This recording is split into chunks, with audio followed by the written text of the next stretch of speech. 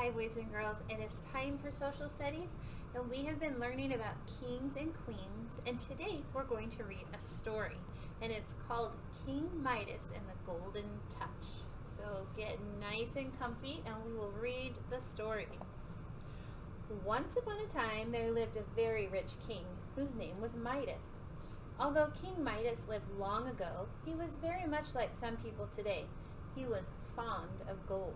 That means that he really liked it. He loved gold more than anything in the whole world. Then, when he gazed at the gold-colored clouds of a beautiful sunset, he wished that the clouds were real gold. There he is, gazing at the sun, at the clouds. If King Midas loved anything as much or more than he loved gold, it was his little daughter, who was named Marigold.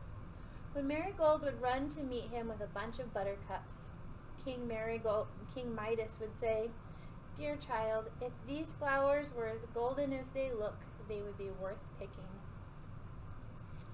Every day, King Midas... Oh my. Sorry, my pages are stuck.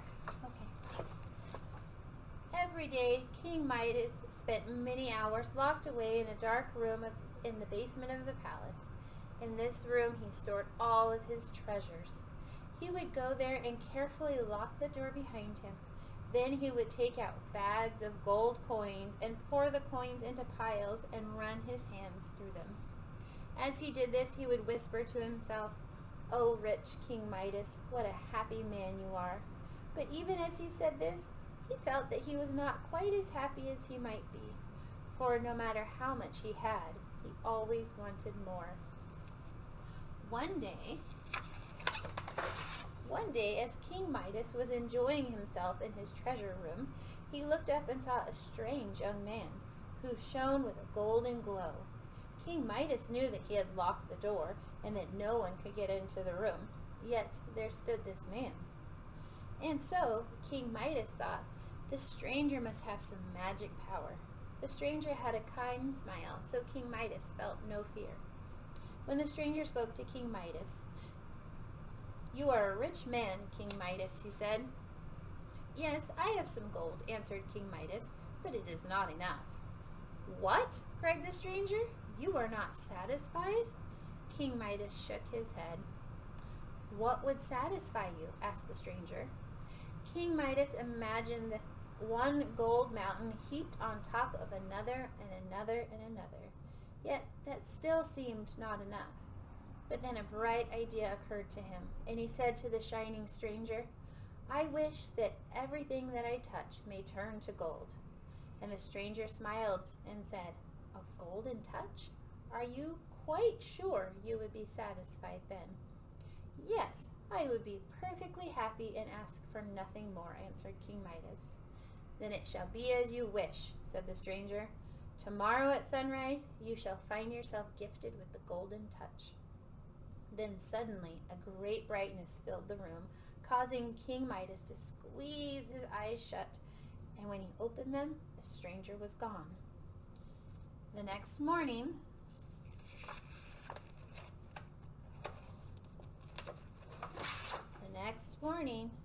when the sun had hardly peeped into the room, King Midas jumped out of bed. He touched a chair. It turned to gold. He touched the bed and a table, and they were changed to solid gold. He rushed to put on his shoes, and they turned gold right in his hands. There's his shoes. They're gold. It'd be hard to put gold shoes on, wouldn't it? In great excitement, he opened the door and he ran outside to the garden. He saw many roses in full bloom.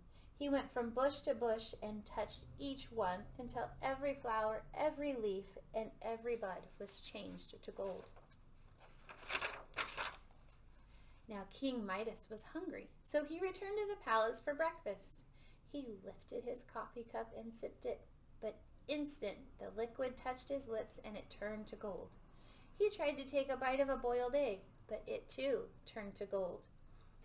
"I don't quite see how I'm going to eat any breakfast," said King Midas. But just then King Midas heard someone crying, and he turned to Marigold to see Marigold enter the room, crying as if her heart would break. In her hand she held one of the roses that her father had changed into gold. "Why, my little lady," said King Midas, "what—" there she's crying. "What is there that this beautiful golden rose to make you cry?" "Dear father," Marigold answered, "it is not beautiful. It is the ugliest flower I have ever seen. As soon as I was dressed this morning, I ran to the garden to gather roses for you. But what do you think has happened? All of the beautiful, sweet-smelling roses have spoiled." "Oh, my dear little girl," said King Midas, who hated to see his daughter sad, "please don't cry." Then he bent down and kissed his child. "My precious Marigold," he said, but Marigold did not answer. Alas, what had he done? The moment King Midas's lips touched Marigold's head, her sweet rosy face turned into a glittering yellow color. Little Marigold was now a golden statue. King Midas cried out, wrung his hands, and wished that he were the poorest man in the world, if only he could have his daughter back again.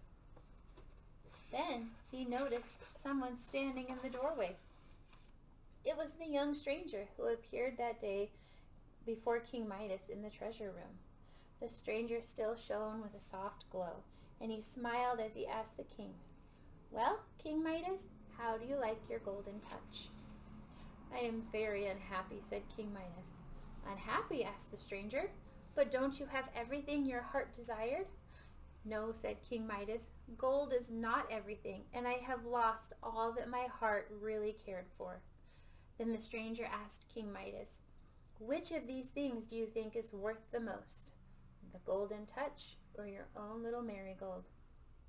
"Oh, my child, my dear child," cried poor King Midas, "I would not give one hair off her head if you gave me the power to change this whole big earth into a solid lump of gold." You are wiser than you were, King Midas," said the stranger. "Go and plunge yourself into the river that runs by your garden. The water will take away the golden touch. Then fill this pitcher with water and sprinkle everything you have touched." King Midas bowed low, and then he lifted his head, and the shining stranger was gone. The king ran fast as he could and jumped into the river. He filled the pitcher and ran back to the palace. The first thing he did was to sprinkle handfuls of water over the golden figure of little Marigold. The rosy color came back into her cheeks. She looked in surprise at her father, who was throwing water on her. "Father, please stop," she cried. See how you have soaked my dress." King Midas took Marigold in his arms and kissed her. "Now I am truly happy," he said. "My dear child, you mean more to me than all the gold in the world." The end. Oh, that was a good story, wasn't it, boys and girls? Okay, so now we're going to get to the papers in your packets, and you have 2 papers. Each one has 3 pictures. I have already cut my pictures out. And in your packet you had a blue construction paper or a purple construction paper. And you are going to cut out your pictures, and we are going to put them in order. And we have done this before, so I think you guys should do a very nice job. And so we're going to look at our pictures, and we're going to see what comes first. So look at our pictures, and our first picture that we're going to have at the beginning is the picture of King Midas looking at his gold. And then what happened next? Remember, we're putting the pictures in order, in sequence. And so our first picture is King Midas looking at his gold. Our second picture, what happens next, is the stranger coming to King Midas in his treasure room when he gives him the golden touch. Our third picture is when King Midas gets up in the morning and his shoes turn to gold. Sorry, I lost a magnet there. And so we have looking at his gold, looking at his treasure, the stranger coming to him in the treasure room, and then King Midas wakes up in the morning and his touch has turned to gold and his shoes have turned to gold. And then our number 4 picture is Marigold coming and discovering that her roses have been turned to gold. And then our number 5 picture will be the the stranger coming to King Midas again, and he is asking him to take away the golden touch because he realizes that his daughter is more important than anything. And then our very last picture, our number 6 picture, what happens last is that everything that is back to normal, and King Midas realizes that his daughter is the most important thing. So we'll cut out our pictures. We'll put them in order. What happens first, what happens next. And you can put them on your paper like this. And we'll put our story in order. And then we have one more paper at the end. It's kind of the same thing. It's almost the same as what we've done here. But it asks some questions, so you'll need a grown-up to help you answer the questions. It says, what part of the story could have really happened? So maybe, because there could have been a king, there could have been a palace, there could have been a very rich king. Those are things that could have happened. And what part of the story was fantasy? What was pretend?